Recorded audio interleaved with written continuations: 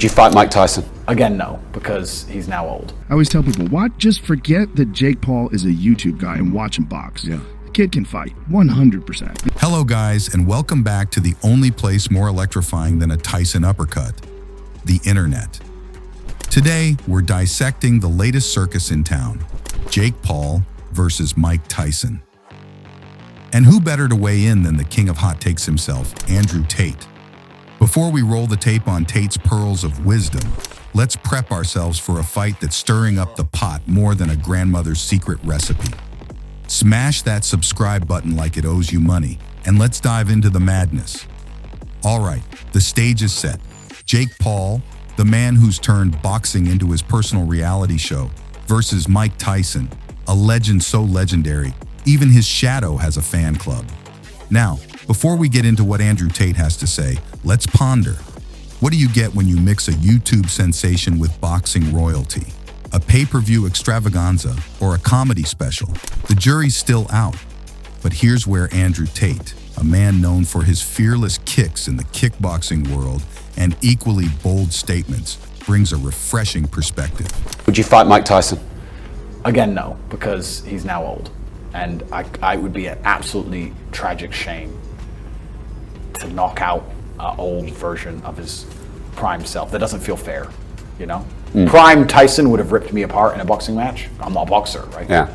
Perhaps if I was a boxer and I was heavier, maybe I can make up a bunch of stories. But the truth is I'm a kickboxer and it's his rule set and he was Mike Tyson. He would have beaten me, so to beat him when he's past his prime just feels dishonorable and I'd feel dirty for doing that. So there's no amount of money on the planet that could convince me to fight Mike Tyson. Yes, folks, you heard it right.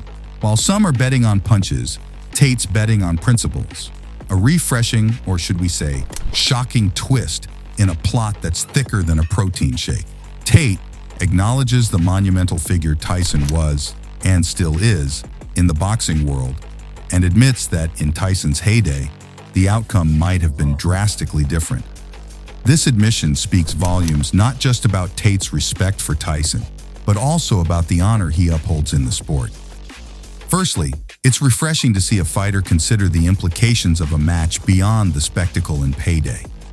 Tate's refusal, grounded in respect for Tyson's legacy and a sense of honor, challenges the often money-driven motives behind big-ticket fights. This isn't just about avoiding an easy win against an older fighter. It's about preserving the dignity of the sport and its legends. However, this raises a spicy debate. Does Tate's stance reveal a deeper understanding of combat sports, where respect and honor outweigh potential victories, or is it a missed opportunity to engage with a living legend, irrespective of the outcome? While some may argue that a fight's a fight, and age is just a number, especially when both parties consent, others might see Tate's decision as an embodiment of martial arts' deeper values.